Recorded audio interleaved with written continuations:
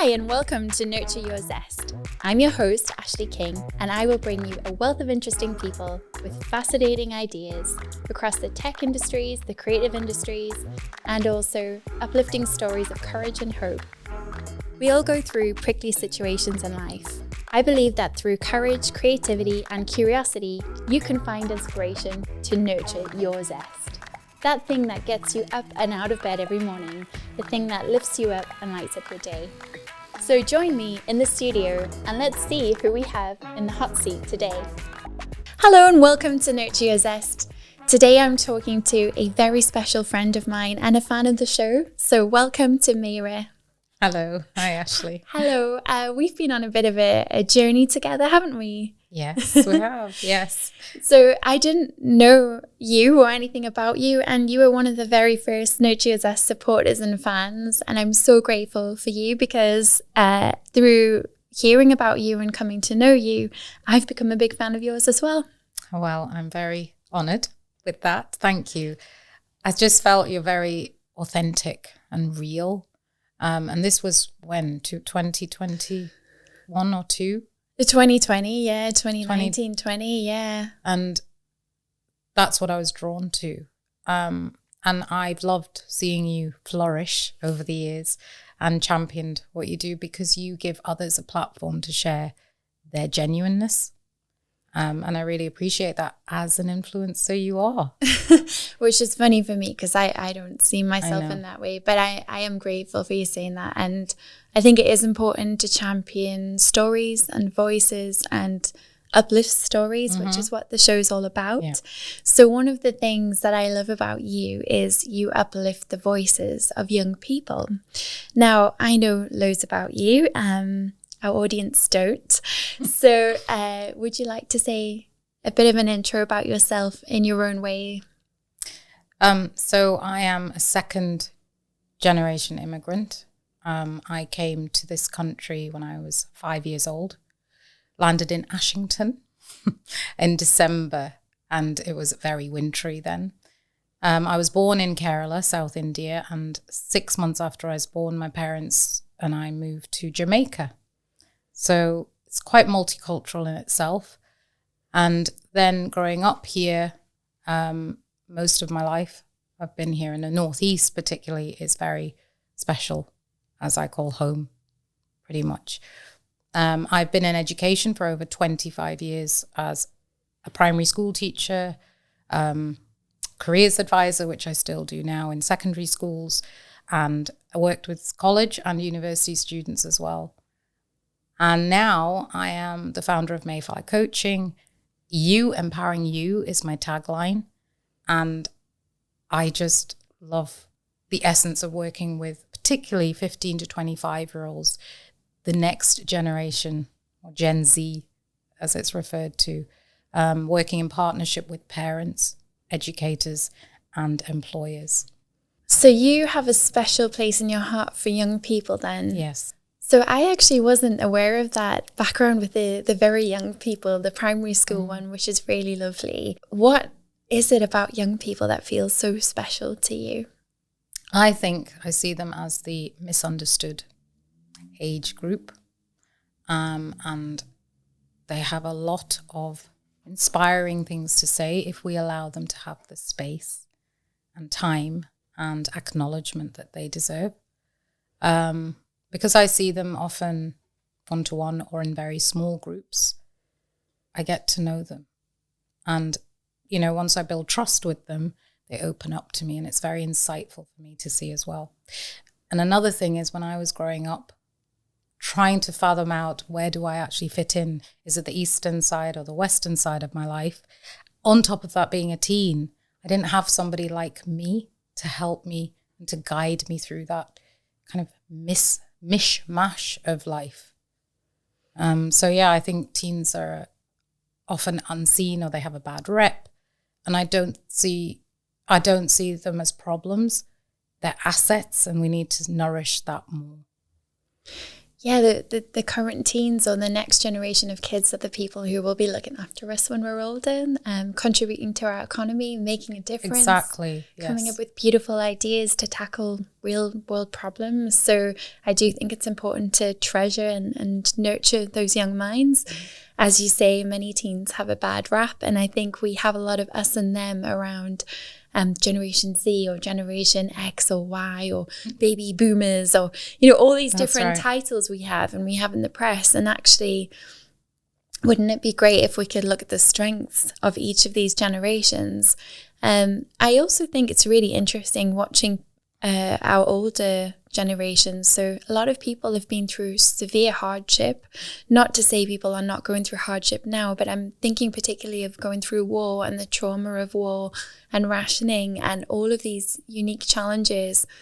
I can't imagine how much that must impact your relationships, your parenting style, and then the way you nurture your children. So for those who are living with the legacy of war, I'm talking about World War I and II here particularly, but we know that war goes on all over the world as well. That must be really challenging. So I think every generation has its own unique benefits or limitations. Yes. Yes, and what I want to do is create this. What I've now understood is relationships, you've pointed out, and communication in that. And particularly for parents who are wanting the best for their children and who doesn't want their child to be happy, but actually nurturing their healthier, more holistic and wholesome communication style, which doesn't mean you have to pander to everything a young person wants, but it's opening a conversation. And for them to also hear about parents who might want to discuss certain aspects of why they might be saying something or why they might be reacting the way they are. So we don't have to go into depth because the child is not a counsellor. That I see a lot of, and I think there's a line. But if we can open conversation in a healthier way, then it's possible that they listen and they can understand where the parent is coming from. So when you said a child is not a counsellor, that's really interesting. Are you saying that in some of your work you might be finding that some children are having to be caregivers to their parents and emotionally supporting their parents? Yes, it's that emotional support, because I hear young people come to me and say, I don't want to tell my mum and dad things. I don't want to, or whoever their caregiver is, because it's going to worry them, it's going to burden them, or it's my fault that they're going through stuff. And I'll say, this isn't on you. This is because, and this is something I'm very much a believer of in my heart. I've realized that children are always listening. There's a lot of people that say young people or children, they never listen. They're always listening. They're picking up energies. And what's not going on is there is no interpretation for them. Nobody's sitting down with them and saying, okay, this is what's going on. And that's where I would step in. If they come to me and open up about it, then we can discuss it. But then I'm setting a very non-judgmental, neutral setting for them. A trusting one, if they choose to open up and tell me things. But then what I want to do is work with the parents as well and say, are you aware this is how your young person is feeling? So it's that the counselling, that's what I mean about counsellors. They're not counsellors. The parents have to take on self-responsibility and say, I need some professional help here to offload my stuff. Yeah. Because that's so much pressure for that young person. And they're still developing. In fact, their prefrontal cortex is not developed, and the latest research says until 28 years old. Wow. So it doesn't excuse them from all behaviors. It's about setting boundaries as well. That's another topic. Yeah, I mean, what I'm hearing there, so let's think about a typical family. Mum and dad come home from work, they stressed, they have whatever work burdens are going on, whatever job they're in. They may be worrying about money or a bill coming through the door or whatever might be going on. The kid won't go to sleep, or, there's just a lot on their plate. And so when you're saying children are always listening, actually, when we're talking about how stressed we are, when we're sharing things, oh, did you hear that this person did this? Oh my gosh, I can't believe they did that. That kind of drama, or the drama triangle, or just all of these different things we might say, actually our kids are listening and internalizing and actually taking responsibility for stuff that might be societal issues or just all kinds of things. So what can parents do then to kind of have better boundaries? And this is where, sometimes I feel like it's very controversial out there, but my ultimate thing is the best thing you can do for your child, however old they are, is look after yourself and your well-being. And what are you putting in place for that to happen? And what happens is a lot of adults, so I say grown-ups, sometimes they don't want to face their demons and deal with it, or find out how, and this is what's called, again, self-responsibility. It's about taking on, for example, they're getting irritated with, the way something's being done. Oh my gosh, you haven't put the clothes away, or whatever. They've maybe had a bad day at work, they're coming in, or it could be they haven't slept properly the night before, or they haven't eaten sufficiently and been nourished enough for whatever reason. But what they have to do in that moment is step back from the situation and say, well, I'm getting a bit irritable here. What's really going on with me? Pausing for a bit and then assessing is it because, and it could be as simple as they're not doing what I've told them to do. Well, I don't like being not listened to. Do you see? There's a multitude of reasons as to why that stress level comes up. But if we haven't done the work around that, we're not going to understand it. And that's what I'd like to do, is more work with adults. Not to blame. It's not about that. It's about creating awareness in themselves and saying, I'm taking on my own leadership here. Wow, that's super powerful, because if you think about a tricky toddler, they might be screaming and crying and having tantrums, and it might be because they are tired, they need a nap, they are hungry, they're thirsty, and they can't always express those feelings. But I think as adults, sometimes if we are not self-aware, we can act like toddlers, and we can scream and have tantrums and be stressed. And actually we can, if we're not in charge of our stuff and looking after our stuff, we can project that onto the people around us. Right. And as you're saying, our young people can then internalize that when they're already dealing with so much in the world. And a lot of the models that we have for families are families on the TV where they're fighting, or there's drama, or there's divorce, or people are going through really hard things, or kids are keeping things from their parents, or, what do we want ourselves to take into our own energy, but also for our kids? What are we putting on the TV? What are we reading to our kids? There's a lot here that I think comes up in society, as well as what we do on social media. So I want to dial back a bit, because we were talking about, making assumptions. These kids make assumptions. So when you were a teen, do you feel that you ever made assumptions, or people ever made assumptions about you? That's a good question. I was dealing with living a double life almost, hiding away from what was real or authentic for me. Looking back now, I'm kind of reflecting on that and trying to fit in. Because when I was brought up, it's what I describe it as a time warp. So my parents, when they come up to the UK, they brought me up in a bit of a bubble, as if they were still back in India, because times change as we progress. And then I would be one person almost trying to fathom out the Western way of life, and then go back to India, Kerala for summer holidays. And then there's a different way of looking at life, but they are also moving forward in their approach to life and living. So that was where I struggled. And the assumptions were, because I was brought up in the West, societal, cultural, community thought, well, she's westernized now. That doesn't matter whether you're westernized or not.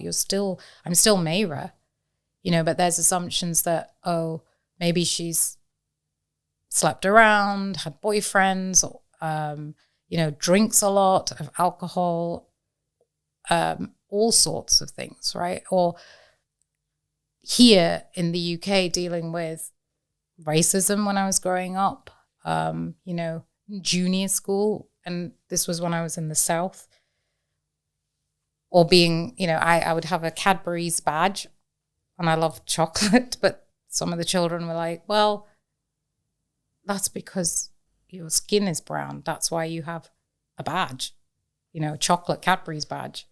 And I was like, no, I wasn't thinking that. But then things are put on you, or the color of my skin, racism, what we call it. But in Kerala, it's colorism, or India, it's colorism. That's the term now I get, where the fairer you are, the more highly regarded you're worth. That's the interpretation of it. So what happens is, with all this mix up and assumptions and trying to figure you out in the middle of it, we start not loving other people less, but we start liking ourselves less. So I've had students maybe in sixth form when I've been coaching them, and they've cried in front of me and said, how do you know this is how I'm feeling? Wow. And these are from Asian backgrounds, or, or any other background, but because I'll say to them, I know because I've been there. And I think that in itself is quite insightful for them and reassuring that somebody gets them. And that's why I do the work I do now, because I want them to be seen and heard just as who they are. And being curious is much better than judgment. And I was brought up on a lot of judged because of who I am or was. And I don't want to be silenced and be silent anymore. Wow. I'm thinking there about the impact sometimes of growing up in a strict background or religion. I think it's so important to have something to believe in. So I love my faith, and I know we're both very spiritual people, which is beautiful. Mm-hmm. At the same time, I think, if I think about it, one of the things I've always thought about Christianity is there are a lot of reasons why people don't like Christianity, because of the way the church act, the way people hurt each other through judgment and prejudice about assumptions, about the beliefs we might have. And I think I really resonate with what you're saying about that westernized culture, because although I'm from South Africa originally, I grew up in this very Christian, very strict background. And then coming to the UK, I found it so strange because it was more secular. And there were lots of different cultures and religions in South Africa, as there are in the UK. Yes. But having faith was more normal than it might be here. Mm-hmm. So I know, for instance, when I've met with Americans and had American friends, those friends in the West do believe in something and have more faith. But in the UK, I haven't had that same experience. And I think I really resonate with that idea of, you must be doing this, or you must have lots of tattoos, or you must have had lots of boyfriends, mm-hmm. or you must have done X, Y, or Z.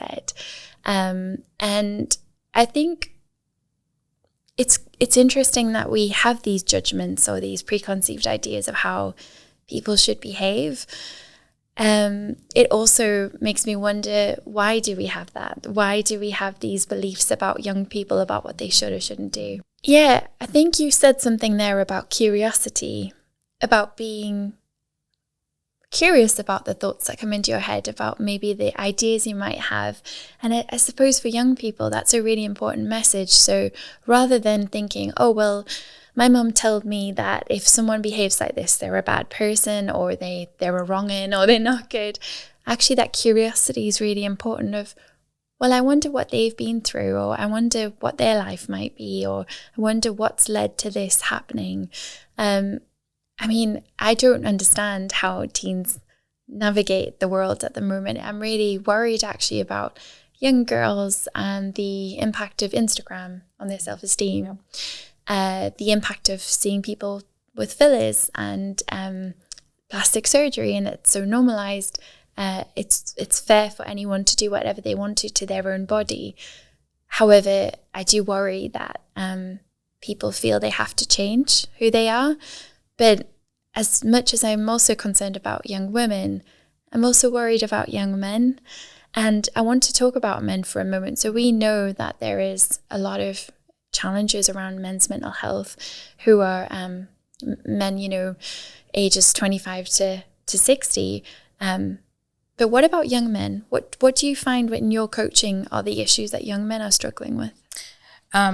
So since I've been running my Engage program in schools and for private clients, it's a 6 to 12 week program called Engage Self-Confidence. And why it's called Engage is I get them to engage in themselves first. A lot of young boys particularly find that quite difficult unless they've had really good role models around them.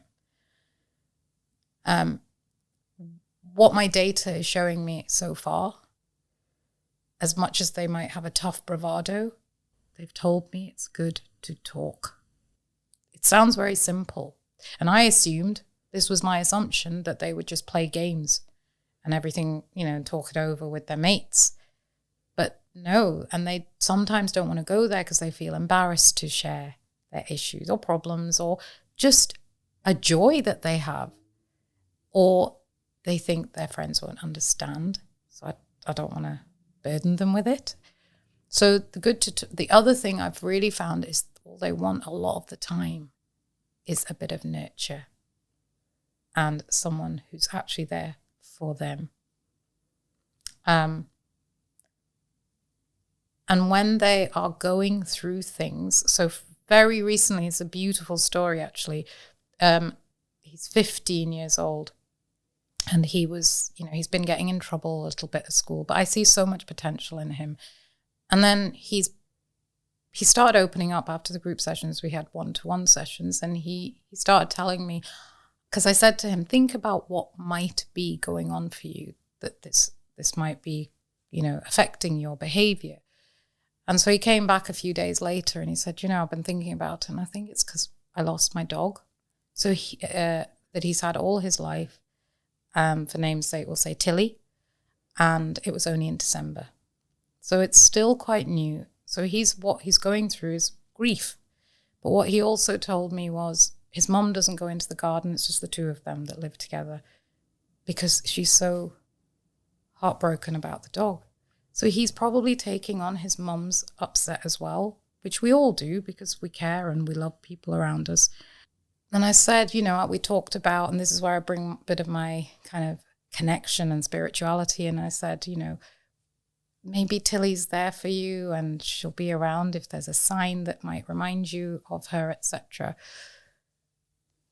A week after that, I was walking in the woods, as I normally do. I love nature, so I connect, and just to be with me. And this dog walker came along, and full of trees where I am, has lovely woodlands, and two little dogs came along with him. One of them jumped on me and made a little mark on my jeans, and the guy was very apologetic, and he had to call her name. Who was it? Tilly. And I felt that right here. And so when I see or speak or engage with the student again, I will surely pass the message on. Because there were two dogs. Well, I was the only one, and I don't know the name of the other one because he had to call her down. And I believe when we have connection with somebody, that's where it comes. Because I could see his pain. And what I want him to gain, and what I'm always about, is changing that pain to peace. It's not for the pain to go away, but it's to know how to deal with it. And how many people, young people, have that person to turn through? Because they go through different situations at different stages. You know, we all do that, but for young people, it's especially quick as well. It might be friendship one week. It might be, I don't know what I'm doing with my life the next week. It could be, oh my gosh, something's happened. I'm going to lose somebody in my life. So it's just, that is what a lot of boys want. They're not immune to it. And I think, you know, and I had another young boy who said to me, he was very angry, but it was only at the end. And, you know, I have 45 minutes maybe, especially if I'm careers guidance only. Anyway, by the end of it, he told me, well, my dad went off with another lady and moved abroad. That was hurting him. But it was by the end, because he was telling me something about he sits in the garden and he finds that relaxing, because I'd said to him as nature is a natural healer, and he kind of joined the dots and realized that's what he gets from it. But he told me at the end, and I think that to me is the magic. If you can get to somebody in that way and let them know it's okay to feel what you're feeling. I think boys hold it in a little bit more. Not all boys, but a lot of them do, because of whatever they're seeing or whoever they're with, and what are the role models and who are they hanging around with as well influences a lot of young people. So yes, I think there's a lot to be said for that. I guess a lot of people, whatever gender they are, whatever age they are, if you aren't really self-aware, or if you've never had the tools, or the ability to learn those emotional tools, you might not understand that what you're experiencing is grief, or hurt, or fear, or guilt, or you just know that something feels weird. Actually, I've got a really good example of this. So I've been going through some stuff in my own life as I adjust to becoming a mum and a working mum, and I have found it tricky, to be honest, to manage the work-life balance sometimes. And I noticed something the other day. I bought lots of stuff. I went to the shop to buy toilet roll and milk or something like that. And I came home with like really nice olives and sun-dried tomatoes and guacamole and all these things. And in fact, my spending is very different to what it used to be, because I would spend a lot of money in one go and almost not have thought about it or understood it or really felt a connection with that spend. But as I was walking home, chomping on a chocolate bar, I was like, why have I just done that? And I realized, what need is missing? Like, what need am I trying to fill here? Because actually, all I've wanted to do all day is eat rubbish, junk food or chocolate or coffee or pop. What's going on? I was like, I am spiritually starving. Okay. I miss my journal. I miss writing. I miss like self-reflection. I miss drawing in different colored pens and thinking and just processing time to just be and just nurture myself. And actually, I'm so grateful for that insight, because that's a new thing. It hasn't always been there. But I was like, I'm not hungry for chocolate.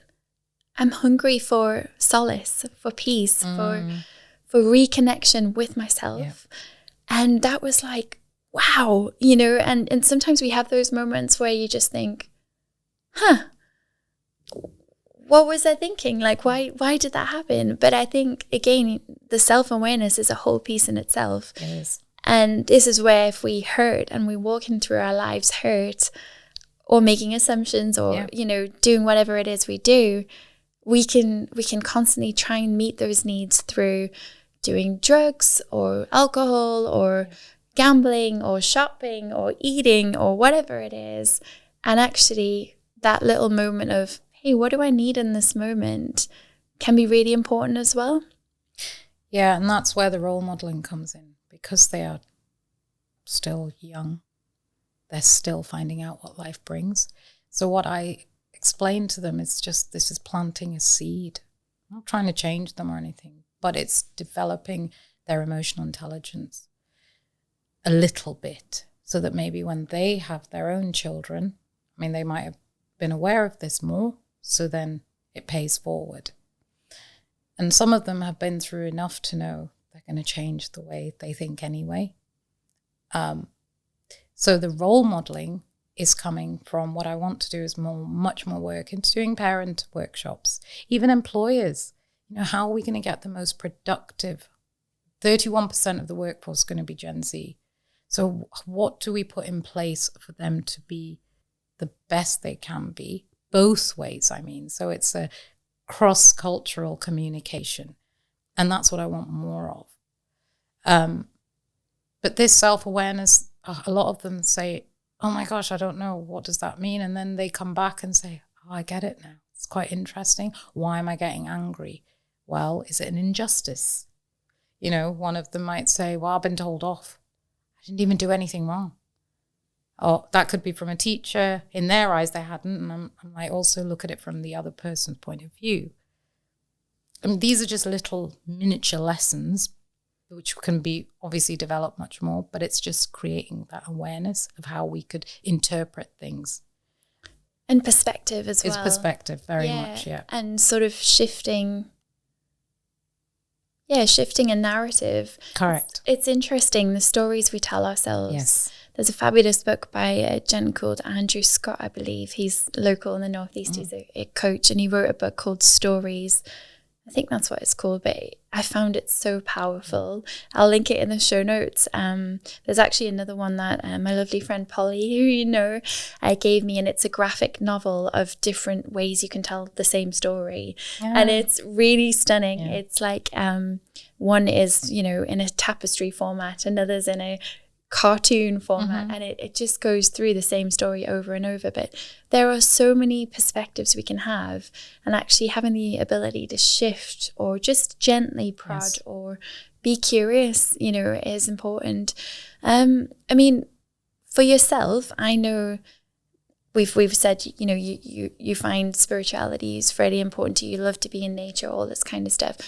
How do you connect with yourself? So I know you're a poet, for instance. Is that part of your self-care and way to nurture yourself? Can you tell us a bit about the poetry? Yeah, so I wrote a poem when I was 15 years old, which I got in the school magazine. And funnily enough, it was about penguins and how they're coat black and white. Why can't we see the world as one? I hadn't realized. It was a long time ago. And of course, in 2020 is when 2018, I'd started work on this whole kind of perception of who am I really? What am I doing here? And by 2020, I started writing because I discovered meditation and Kundalini yoga. And in that time, I was clearing and releasing a lot of stuff, a lot of tears. That hasn't stopped, but I'm much more aware of everything. And I started writing. Now, when I meditate is when I get a download of maybe a few lines or a few words. And that's what I'll know. Okay, I might need to write this. And it's quite cathartic as well. My writing is quite succinct. They're not long poems, but you can pull them apart and we can go quite deep. I think it's when we face our demons and clear stuff, then it gives way to what is already been there, has already always been there, but we just discover it in different ways. And I'm very, very grateful for that. And for me, I go walking and I connect through that. I'll connect because I feel we're one with the universe. That didn't happen overnight. I'm constantly working on myself. Sometimes I don't want to. And I say it's okay. Now, I still sometimes say, Mayra, that was so stupid. But now the story, I turn now because I'm like, okay, I just made a mistake. I'm conscious of that because the language we use on ourselves is the most important. The words we use on ourselves, they are the most important words we'll ever say to. It's the ones we use. So I'm quite aware of that. So the more I connect with myself,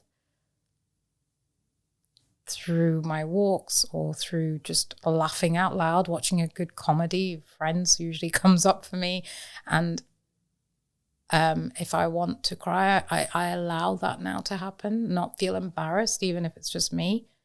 Because, you know, it shows you're weak or whatever. You know, that was my kind of inner critic.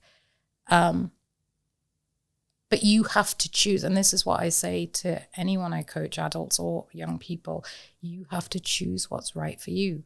Is it through drawing? Is it through writing? Is it through doodling? Is it through having a cup of tea? Because what you're doing is then prioritizing yourself, and not enough people are aware of that. So being less sacrificial isn't a bad thing. It's recharging yourself so you can be there for others. I hear a lot of mums will say, you know, but I have to do it. But children pick up on the stresses you have. And if you show them that you're doing other things to help yourself and recharge, that's a positive thing you can give your child. It's intention, isn't it? And being intentional about your time and Yes. the way you act and behave. Something I've been working through, my mum's been working through this as well, is in my mum's family line, my grandmother Maria was incredible. She started a charity out of the boot of her car when she was around 50. Wow. So she was going around where she lived in South Africa and feeding and clothing street kids. And it was quite an interesting time. It was during apartheid. So she was an Afrikaans woman going around and helping all these kids. And that was a little bit unusual. What I would say is, I think I always saw the model for my family was that you are helping in the church, you're helping in the charities, you're helping outside the home. So there was always this helping the community and that type of activity, which is wonderful. And I'm so grateful for that. And as an adult, I emulated that. Yes. So I would do lots of charity work and lots of community work and community engagement and go above and beyond in my job or whatever I was doing to actively contribute to the community around me. And it was wonderful. It has had its purpose. However, sometimes, or something I've learned over time, is actually charity does begin at home. And if you can look after yourself, look after your family immediately around you and nurture them as well, nurture those relationships, then actually that's really important because that light shines outwards. Correct. I think one of the lessons I've learned is sometimes that giving can actually be a self-preservation tactic because you avoid the really tricky stuff at home. So one of the beautiful things that I've been learning about recently, I love Brené Brown. And she's got this thing about rumblings, which is about having courageous conversations. And they're hard sometimes, but it's about going, the story I'm telling myself is this. Is that right? I'm going to look at it with a little lens. I'm going to be courageous and careful around this. And actually re-examining the stories we tell ourselves is important. One of the things you talked about was tackling your demons, right? Yes. Facing your demons, which is an interesting choice of words. I want to ask you, what does it feel like to wake up one day and look around your life and go, there's something more here? Or there's something that I need to learn here? So you said there's that phrase, you know, you're tackling your demons, facing your demons. But what does that feel like when you're in the moment, when you sort of wake up and go, wow, there's a different version of life? Or I guess I'm curious, how does that happen for people? What is the journey for you in kind of being faced with something you've got to work through? It's hard. It's not easy. It takes bravery. We use the word courage. And I know if you asked years ago, I would been, you know, people would say, Mayra, we've got to book you way in advance because, you know, you usually double booked or we can't get hold of you, because I was the social butterfly, never sat still, always wanted to do things. Little did I know it was all distractions. I didn't want to sit with my own thoughts. It's not a nice place to be if you just sat there, you know, especially if you don't know what to do with it as well. And I remember I was going through a bit of a low time, 2013, and I went to a retreat. Somebody had suggested I go for a half a day in Minstrakers. It's beautiful. It's up Northumberland way, and it's full of sequoia trees.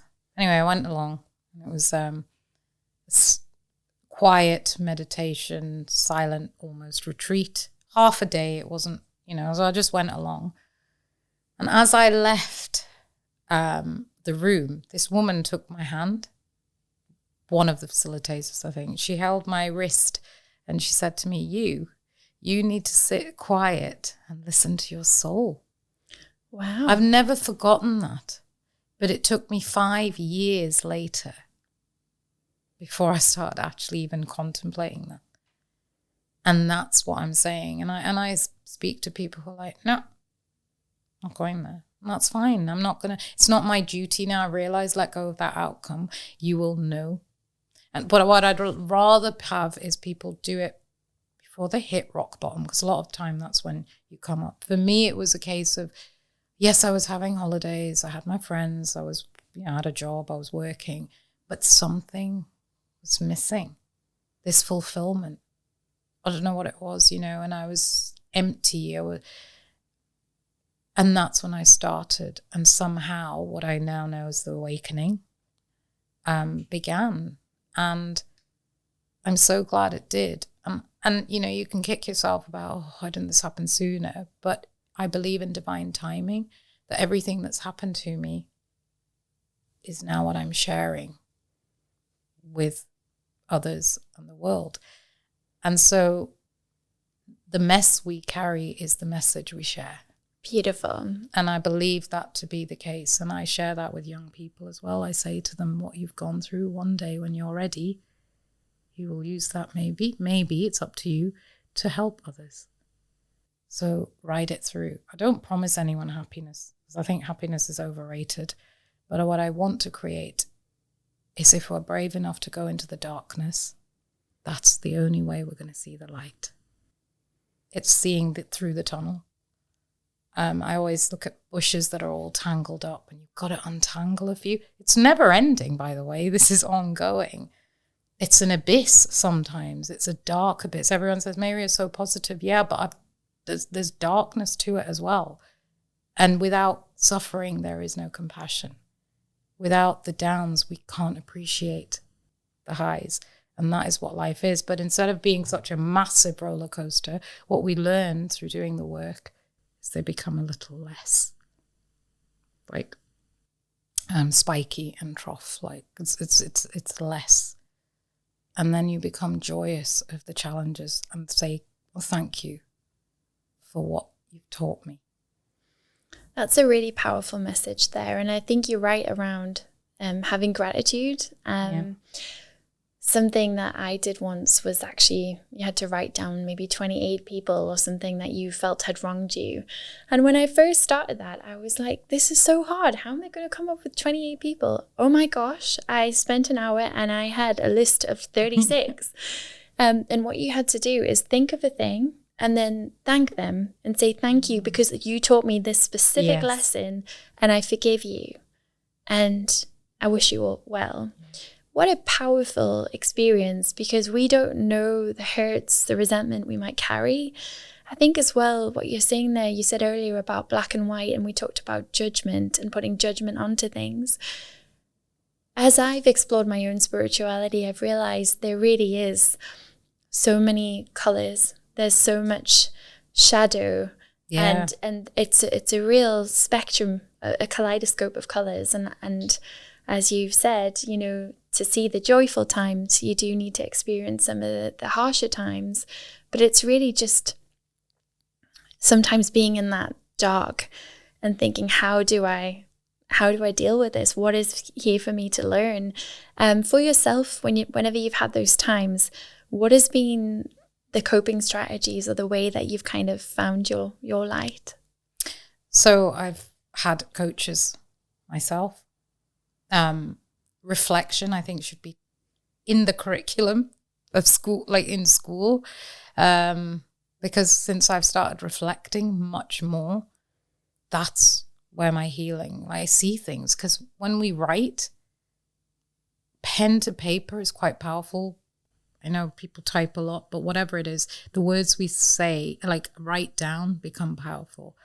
And somebody recently asked me a question: what is it you don't want? I thought that was really powerful. So when I looked at that, I was like, wow, this eliminates a lot of stuff as well then.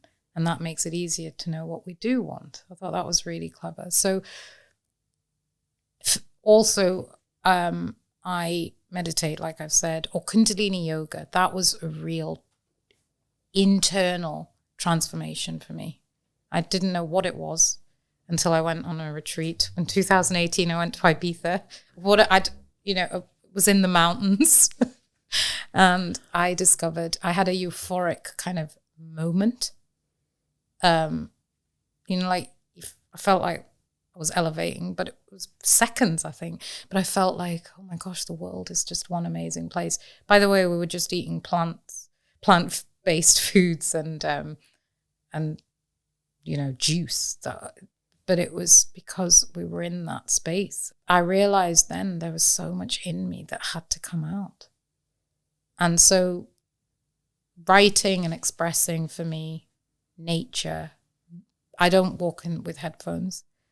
I listen and I feel it talks back to me. I think there's a term for that. Somebody told me once. And I know I'm attuned with that. For me, that's what I've discovered. But it's knowing who to reach out to as well. So we don't have to do it by ourselves. That's something I've really learned, which was very difficult for me at the first place. It was like, well, that shows weakness. I can do this by myself. Look at everyone else. They seem to be doing okay. But to reach out to somebody to help you is very, very important if you tried everything and you're still not moving. So I have spiritual mentors who help me as well through that times as well. And I think it's knowing I'm not very experienced in this, so I'm going to use somebody, not use in a bad way, but reach out to somebody who is going to help me, because their gift is what I don't have. Now, how many CEOs I've spoken to and they've said, oh, I think I have to do everything. And I'm like, you don't. And the beauty of leadership, leading yourself, is to know when to delegate. And that's what really one of the best things I've learned. And in fact, one of the things that young people have also in my data came out with was, oh, it's okay to ask for help. That's something that's really come out. So yeah, those were my go-tos, I'd say. But breath work. Wow, I'm feeling really inspired by a lot of the sharing you've said there. I love the idea of the euphoria you felt in Ibiza. I do think it's a very spiritual place. I have felt the same feeling being there. And I do think as well there's something about fasting or taking a break from your day-to-day behavior, whether it's TV or junk food or meat or fizzy pop or whatever it is, and actually really just reconnecting with all of the things you have that are more natural, that can really help unlock a lot of what you're doing. It's really beautiful hearing some of those reflections and how they've helped you. And it sounds like intuition has been powerful.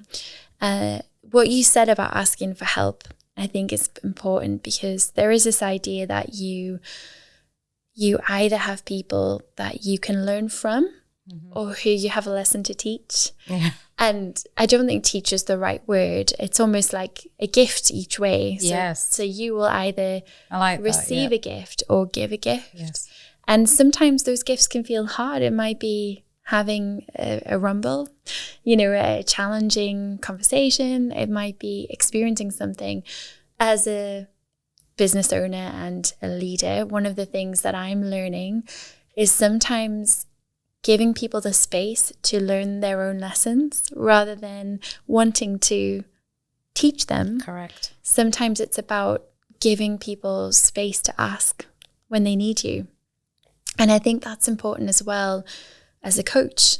For anyone who is coaching, we don't have the answers. We can facilitate growth or support growth, and that's important too. It's about finding the answers within ourselves. That's where the magic always lies. But how many of us know and understand the depth? I had think coaching. Once somebody was training and said, could you come along and try it out? And what that is exactly, that was like really hard, because there's a lot of silence. Because you almost expect somebody to give you some advice if you're stuck. And that amazed me. I found it very hard at the beginning. It was like, you can ask questions. So I asked after a while. She asked one question. I can't remember what it was. And then I'll say, can I have another question? She says, and what else? I was like, I can't think any deeper. But then it was amazing, the silence, what came up. Oh my gosh. And it was quite emotional as well. Some of the stuff, I said, I can't believe this was in me. So yeah, that is, and it was more powerful that way. And exactly what I do with my clients is, it goes a roundabout way, but I'll say to them, I don't want to put words in your mouth. So you come up with, because it's much more powerful that way. Yeah, that was the silence. Often we want to say something, and young people don't. Sometimes they just want you to be there. They don't want anything. In fact, ask them. It reminds me actually of Winnie the Pooh. There's a story of Pooh being sad one day, and I think Piglet just sits there and doesn't say anything. But actually, that's a really powerful thing as well, just to feel that you have someone along for the journey with you. So there's some beautiful reflections there. Is there anything else you want to tell our viewers? Yeah, one recently, and this was quite recently, after all the work I've been doing with young people and adults, I myself had this revelation, and I mean, to me it is, but I realized, and I've written it down because, I think it's just, when we are walking around life,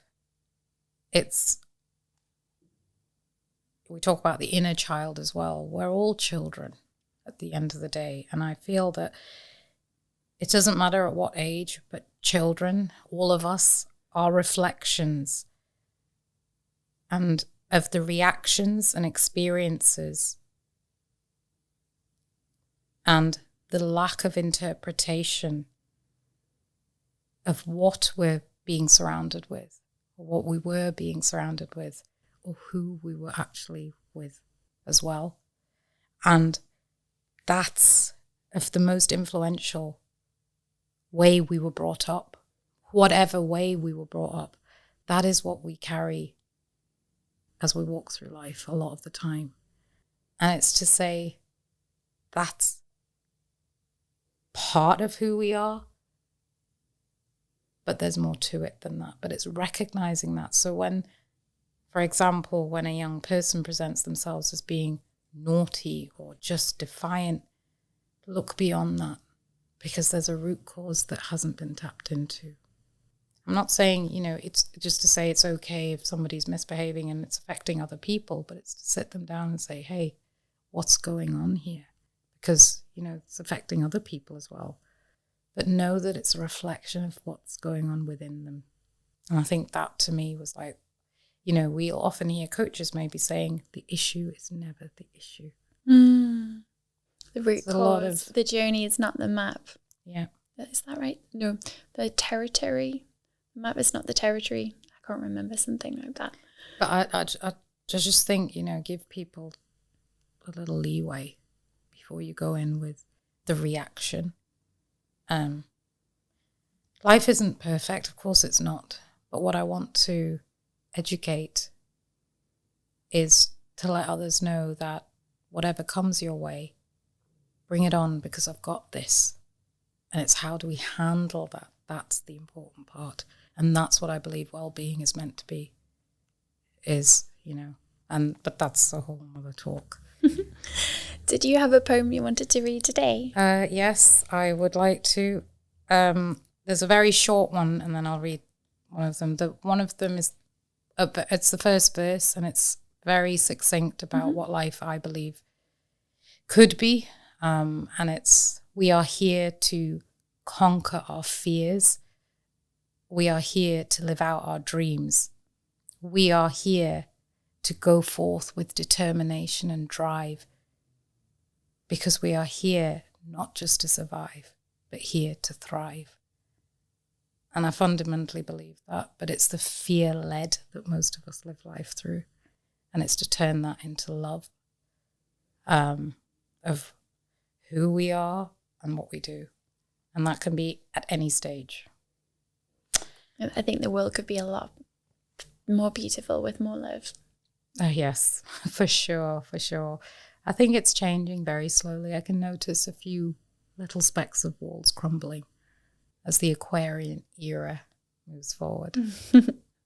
And the poem, the one that really I wrote in 2020, but it really stemmed from the judgments any one of us, including myself, has, and it's called normality. What is normal? Who is normal? Normal is but an illusion. What is normal to the spider is chaos to the fly. Who defines normal? What is this normal we feel compelled, obliged, forced to conform to? All I know is that we have our own minds, bodies, and true essences. We only need to use these to the best of our abilities within our right environment. Being the best of who we are and doing what it feels right and just, bringing goodness and service to and for others, is what brings joy.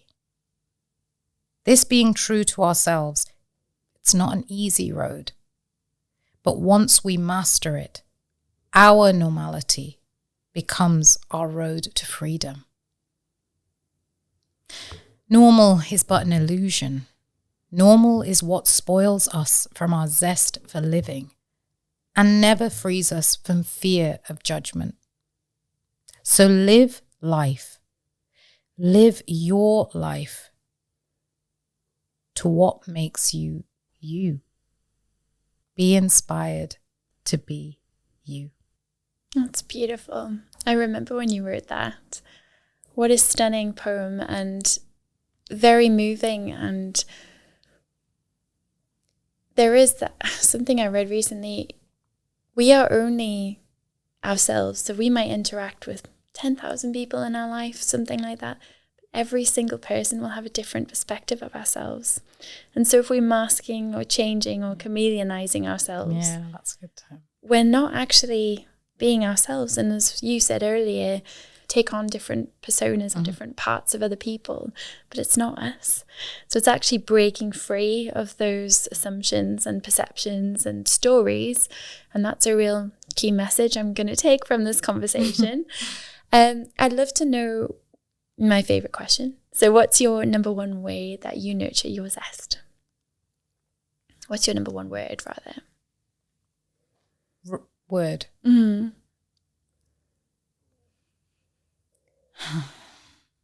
Freedom. What does freedom mean to you? Expression of what I want to say. It's speaking my truth, being my truth, living my truth. If I can address that, I know I'm the most free. That's really stunning. I love that. And not only are you unlocking and speaking your own truth, you're helping others to have the courage and the freedom to do that too. So that's really beautiful. Thank you so much for your time today. Thank you, Ashleigh. It's been an absolute joy. Thank you so much for listening to Nurture Your Zest today. If you're feeling extra kind, it would mean so much to me if you could share this episode with your friends or family or anyone who you think might feel inspired by this content. Liking, sharing, or interacting with our content is a great way to support us as content creators, and it helps us to bring interesting stories and more people to you. This podcast is a Flamingo Heights podcast studio production, and I've been your host, Ashleigh King. If you liked today's episode, follow the video on your screen now, or check out the link in your show notes to find similar content.